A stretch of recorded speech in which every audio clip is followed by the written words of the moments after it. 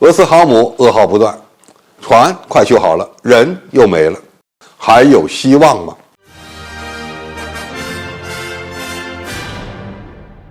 观众朋友，大家好，我是费延少。一路苦难的俄罗斯的唯一航母库兹涅佐夫号计划在2024年重新加入俄罗斯海军，而就在这个关键时刻，俄罗斯又爆出了一个新闻，其海军刚刚开始重新招募航母的舰员。这也意味着俄罗斯这艘唯一的航母要想投入使用，不但要面临技术难题，甚至连最基本的人才培训和储备都存在着问题。自2017年以来，库兹涅佐夫号航母一直在进行大修工作。干船坞在2018年意外沉没，紧接着2019年船上又发生了2次火灾，然后在2022年再次发生火灾，直到今年2月，这艘航母终于离开了位于俄罗斯西北部摩尔曼斯克地区的干船坞，进入服役准备阶段。然而，一个更加紧迫的任务又来了。俄罗斯海军这几年没有对航母交接做好准备。按照俄罗斯消息报的说法，俄罗斯国防部内部的匿名消息人士称，招募库兹涅佐夫号航母新船员的准备工作才刚刚开始，寻找和培训操作船员面临着重大挑战。这一过程何时能完成还不确定。大修后的库兹涅佐夫号航母，由于采用了大量现代化的技术、全新的指挥控制系统和防御系统等等，新船员的规模有可能会下降到1500人左右，原来的船员需要1900人。尽管舰上的定员比原来减少了，然而俄罗斯海军仍然需要为它招募大量的专业岗位人员，这里面包括军官、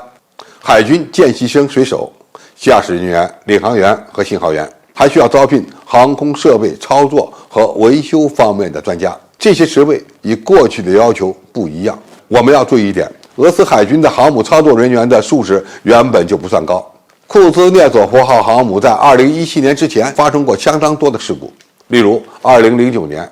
在土耳其外海发生了舰载机火灾，导致数名机组人员死亡。而在2016年底，该舰参与叙利亚的作战行动时，短短的几天内就接连损失了2架舰载战斗机。现在改装后的航母使用了大量的新设备，又会对舰员提出新的要求，这进一步导致航母运行风险的升级。俄罗斯海军历史专家表示，即使找到了1500名合格的水手，培训和熟悉航母也需要几个月的时间，因为库兹涅佐夫号是俄罗斯最大的水面舰艇，即使是老船员也很难学会如何正确操作新安装的设备。缺乏训练的船员会导致工作失误，从而导致重大事故。但是俄罗斯海军似乎缺少中国发展航母编队的配套人才培训规划。中国军队往往在军舰交付时就会培训出相对完整的队伍。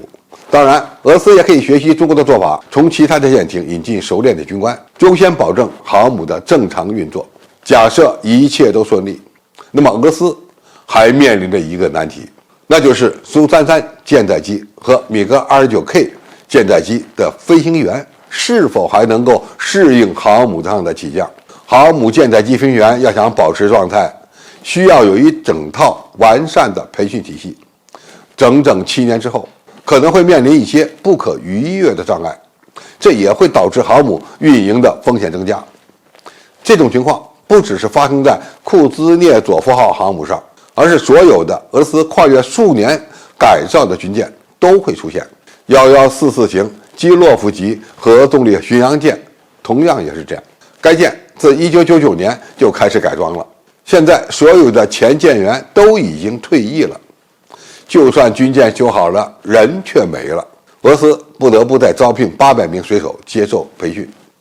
要想形成战斗力，可以说遥遥无期。俄罗斯海军最大的麻烦可能还是没钱。由于几十万俄军在乌克兰作战，而且耗费了大量的军事资源，俄罗斯是否还有意快速招募几千名水手操作航母和巡洋舰，令人怀疑。关键是这2种先进的武器系统与乌克兰战争的胜负没有任何关系。如果没有俄乌冲突，其实，俄罗斯的航母舰载机飞行员的培训可以与中国合作，因为毕竟中国拥有2艘航空母舰，其人才培训一直未断，且机制呢越来越完善。俄罗斯在航母使用方面可能还存在着心理障碍，一方面自认为是航母大国，不愿意求助于中国；